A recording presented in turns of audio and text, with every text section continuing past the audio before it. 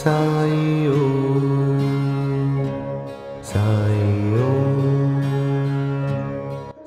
ఈ కార్యక్రమాన్ని మీకు భక్తితో సమర్పిస్తున్న వారు కాంచీపురం వరమహాలక్ష్మి సిల్క్స్. ముగ్గురి పడక స్థలం అనేది మనం చూడవచ్చు. ముగ్గురు పడక. ఎవరి ముగ్గురు? బాబా ఇద్దరికి అనుమతి ఇచ్చాట. రాత్రిపూట ద్వారకామాయిలు ఇది పడుకునే సమయంలో. ఎవరంటే ఒకరు తాత్య, ఇంకొకరు మహల్సాపతి గారు. ఇంకొకరికి అనుమతి ఇచ్చారట రాత్రిపూట. లక్ష్మీబాయి సింధి ఆ తల్లి వచ్చి బాబాకు భోజనం పెట్టి వెళ్ళిపోయేదట రాత్రిపూట. ఆ తర్వాత వీరు ముగ్గురు పడుకునేవారట. 3 వైపులా పడుకుని ఒకళ్ళ మీద ఒకళ్ళు కాళ్ళు వేసుకునేవారట. ఎంత విచిత్రమో చూడండి. సఖ్యము అంటాం. నవవిధ భక్తులలో సఖ్యం అనేది ఒక మార్గం. సఖ్యం అంటే ఏమిటో చూపించాడు బాబా. స్నేహం అంటే ఏమిటో చూపించాడు బాబా. ఎవరు నిద్రపోతున్నా ఇంకో వారు లేపేవారట. బాబా చెప్తున్నాడట, మహల్సా నేను నిద్ర వస్తే నాకు లేపరా నన్ను అనేవాట. నిద్రపోవటం ఏంటి, లేపటం ఏమిటి? విచిత్రం చూడండి. బాబానే వీళ్ళిద్దరిని లేపుతుండేవాట. రాత్రి పోయి జాము గడిచేంత వరకు కబుర్లు చెప్పుకునేవారట చక్కగా. ఎంత అదృష్టవంతులు వారిద్దరు చూడండి. సాయిబాబాతో కూర్చొని రకరకాల ముచ్చట్లు చక్కగా భక్తికి సంబంధించిన విషయాలు ఎన్నో తెలుసుకున్నారు వారిద్దరు. ఆ విధంగా వారి యొక్క సాంగత్యం సాయిబాబాతో గడపటం అనేది జరిగింది.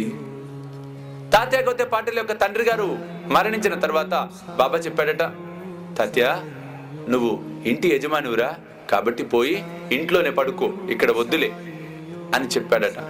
చెప్పి పైపెచ్చి బాబా ఏమన్నాడు చూడండి, ఒరే ఈ ఫకీర్ని కాస్త కనిపెట్టుకుని ఉండరా, అప్పుడప్పుడు వచ్చి నన్ను చూసిపోతూ ఉండరా అన్నట్ట బాబా. ఎంత విచిత్రమో చూడండి. బాబాని మనం కనిపెట్టుకోవటమా, మనం బాబాని చుట్టమా? అంటే ప్రేమను తెలియచెప్పటం. ఆయన ఎక్కడ అహంకారాన్ని ప్రదర్శించాలా, నేను పరమాత్ముణ్ణి, నేనే దైవం అని ఎక్కడ చెప్పలా బాబా. నేను మీ సేవకుడను అన్నాడు బాబా.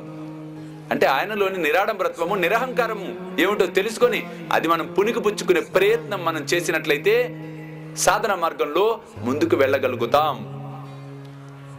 మరలా ఒకనొక సందర్భంలో అని చూడండి, అన్ని ఎలా కనిపెట్టుకుని ఉంటాడు.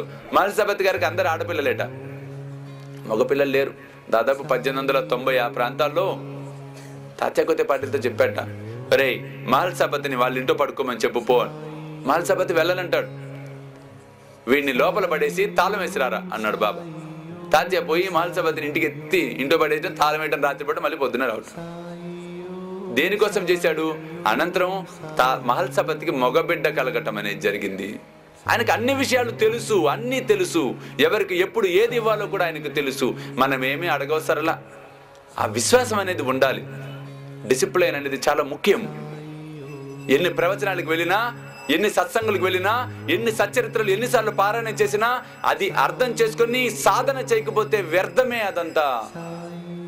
కాబట్టి దయచేసి ఆచరించాలి. మనం ఆచరించే ప్రయత్నాన్ని చేయాలి. తొందరపాటు తగదు. ఎప్పుడు తొందరపాటు జీవితంలో మంచిది కాదు. నిదానమే ప్రధానం. బాబా దర్బార్లో అది ప్రథమ సూత్రం. సహనంతో ఎవడైతే చివరి దాకా ఉంటాడో వాడు ఊహించనివన్నీ వాడి చేతికి వస్తాయి. కాబట్టి ఇక్కడ తాత్య గోతే పాటిల్ మహల్సాపతి గారి ద్వారా ఆ సత్యాన్ని బాబా మనకు తెలియచెప్పటం అనేది జరిగింది.